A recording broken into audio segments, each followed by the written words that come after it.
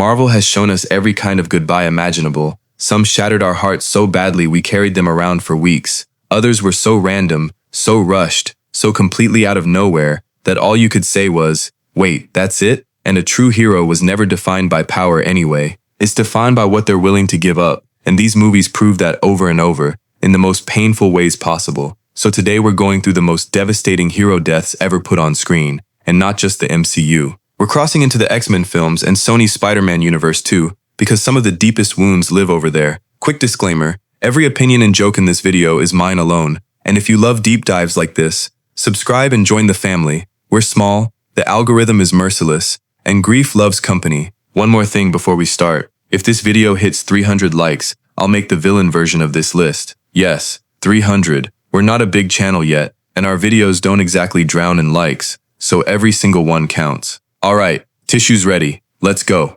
John Wraith, the one nobody talks about. We start in the X-Men Origins Wolverine days, with the teleporting mutant John Wraith, played by a world-famous rapper. Yes, really. He was Logan's old teammate, one of the few genuinely decent guys in that unit, and when he stood up to Sabretooth, his teleporting couldn't save him. Blink and you missed it, and most people did. Is it the saddest on this list? No. But a good man falling while doing the right thing deserves a mention, and that movie doesn't have many of those moments to spare. Havoc, the brother who deserved better. Alex Summers, Cyclops' brother, went out in X-Men Apocalypse trying to stop everything from falling apart, caught in an explosion at the mansion with no way out. And here's what stings. The movie barely sits with it. One of the original team members from First Class, gone, and the story just keeps moving. Scott losing his brother right as his own powers awaken is genuinely tragic material, and it deserved more than a passing moment. The X-Men films had a habit of spending their best emotional cards face down. Odin,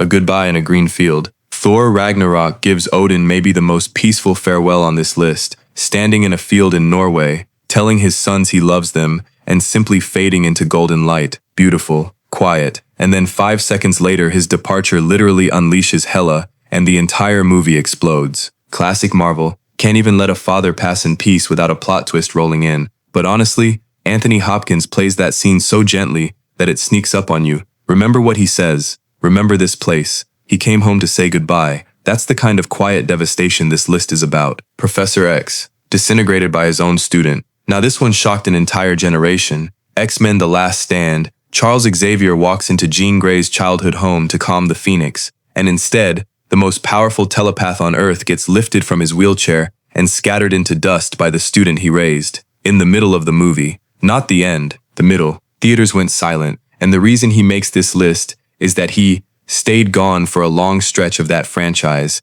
which back then felt unthinkable. Of course, comics being comics and movies being movies, he eventually returned, but that afternoon in 2006, watching Patrick Stewart dissolve, nobody was okay. Fun fact, the film even hit a post-credit scene where his consciousness wakes up in another body, and half the audience never saw it. So for years, to millions of people, the professor was simply gone. Quicksilver, the speedster they never let run. Okay, personal story time. When I saw Quicksilver in that Age of Ultron trailer, I lost my mind. I was so hyped that, since I couldn't afford the real one, I bought a knockoff Lego set of him. That was my guy. And then the movie happens, he shields Clint and a child with his own body, drops the famous "didn't see that coming" line, and he's just gone. First real Avenger loss of the modern era, and I sat there in absolute shock holding my fake Lego feelings. And here's my honest rant. Why has he never come back? Everyone returns in this franchise.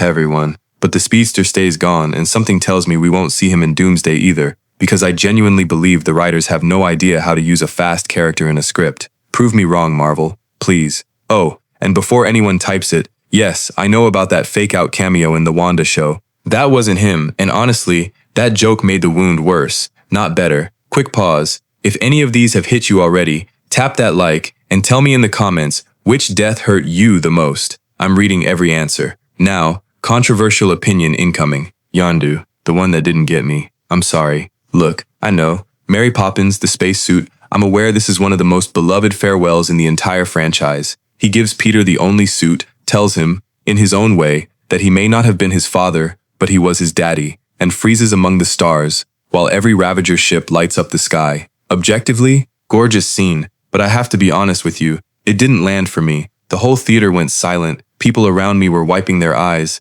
and I just sat there feeling nothing. I think I never built the bond with the character, and grief doesn't work without the bond. Am I broken? Maybe. Roast me in the comments. I can take it. Gamora, the trade nobody forgave. Vormir, Thanos needs the Soul Stone, and the price is a soul he loves. So he throws the daughter he stole, raised, and claims to love off a cliff, while she screams that his love was never real. And the cruelest detail is that Gamora spends her final minute realizing her whole life was in the hands of someone who would trade her away. Then Endgame brings back a past version of her, with none of the memories, which means the Gamora we knew, the one who grew with the Guardians, is still gone. A replacement isn't a resurrection, and honestly, that makes it worse, not better. Vision, twice, in one scene. Infinity War is genuinely cruel to Wanda. The entire movie is a countdown to one impossible choice, and when the time comes, she's the only one who can destroy the stone in Vision's head. So she does it, holding him, while he tells her it's okay, while he tells her he loves her.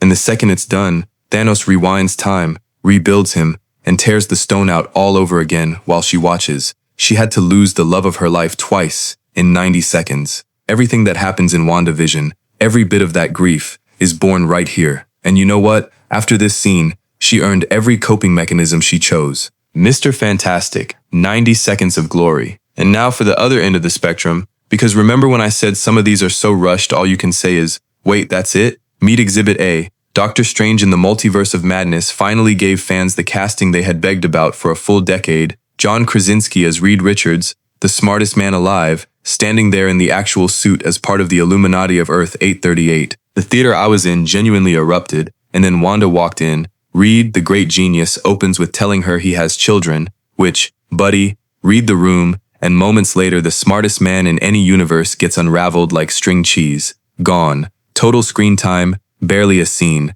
The internet turned him into a pasta meme within the hour, and honestly, fair. But here's my actual frustration. For once this studio nailed a casting on the first try, gave the fans exactly who they asked for, and spent him as a 30-second punchline, which brings me to a sore subject, casting. Because when this studio gets it wrong, it really gets it wrong, and the next entry is where that conversation gets serious. T'Challa, the loss that was real. This one is different, and I'll handle it with the care it deserves, because we didn't lose a character here. We lost Chadwick, in real life, and the movies had to carry that grief into the story. Wakanda Forever opens with T'Challa gone from an illness off-screen, and Shuri's helplessness in those first minutes is some of the most honest pain the MCU has ever shown, because nobody on that set was acting. Now, my honest take on what came after. I understand not recasting immediately, the wound was fresh, but if the mantle had to continue, bringing Michael B. Jordan back in some form would have been incredible, and if they insisted on a brand new face, I'm sorry,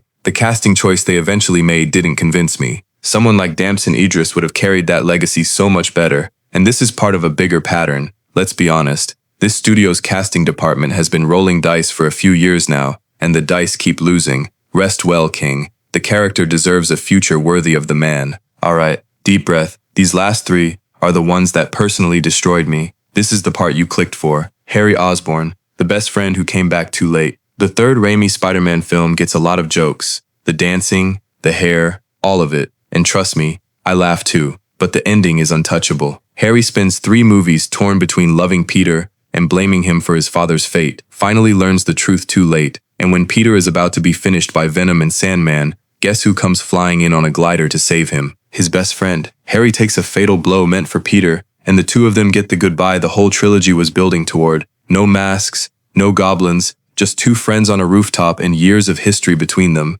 I'm best friends with you till the end, and the end came. This one is personal for me, and I don't care how goofy that movie gets. That ending is perfect. Gwen Stacy. The fall that followed the comics. The second Amazing Spider-Man movie made a choice almost no superhero blockbuster dares to make. It followed the source material. In the comics, in the legendary issue 121 from 1973, Gwen falls from a bridge, Spider-Man catches her with his webbing at the last second, and it's the sudden stop itself that takes her. The movie recreates that beat inside the clock tower. The web reaches her, the world goes quiet, and Peter still loses. Emma Stone and Andrew had the best on-screen chemistry of any Spider-Man couple, which is exactly why it worked, and exactly why it hurt. And here's a piece of trivia that haunts me. The original plan for that scene was even darker. In early drafts, Peter's grief was supposed to boil over into him going after Harry with everything he had, taking that story to a place no Spider-Man film has ever gone. They pulled back, probably wise. But imagine the movie we almost got. And one more detail for the comic readers, that white coat and green skirt she wears in the finale is pulled panel for panel from her final comic appearance. The movie dressed her for the ending before the audience even knew it was coming. Foreshadowing so cruel, it should be illegal. Gwen is one of the three that broke me, and every rewatch, I still hope the web reaches her 1 second earlier. It never does. Logan, the last goodbye. And here we are, the one I can't be objective about. Logan, 2017, gives Hugh Jackman's Wolverine the ending 17 years of movies earned him. An old, tired, fading Logan, whose healing has abandoned him, spends his final day protecting a little girl who has his eyes, his claws, and his rage, his daughter, in every way that matters. He goes down fighting a younger, emptier copy of himself, which is poetry, the past literally being ended by what he used to be, and his final words, holding Laura's hand. So this is what it feels like. A man who spent 2 centuries unable to die, discovering what it means to have something worth dying for. Laura turns the cross on his grave sideways. An X, the last X-Man. Theaters didn't cry at that, theaters grieved. And my honest, slightly angry take, Hugh should never have come back after this ending. It was sacred, it was finished. The legacy should have stayed untouched. And no cameo, no multiverse gag, no matter how fun, was worth reopening this grave. Some endings deserve to stay endings. So where does that leave us? Here's the funny thing about all this pain. These deaths are some of the most dramatic moments in movie history, and the internet has turned nearly every single one into a meme. And honestly, don't be mad, I laugh at them too. Grief and comedy live next door to each other, and Marvel fans have keys to both houses. But when the jokes settle, these are the scenes that made these movies matter, because the victories only count when the losses cost something. So now it's your turn. Which of these farewells wrecked you the most? Did Yondu hit you the way he never hit me? And should Hugh have stayed retired? Drop it all in the comments, I read everything. If you want a part 2, and trust me, there are plenty of heartbreaks left, say it down below and it'll happen. Don't forget, 300 likes unlocks the villain deaths version. Subscribe before you go, join the family, and until next time, remember what these movies keep teaching us. Heroes aren't the ones who never fall, they're the ones who fall so someone else doesn't have to.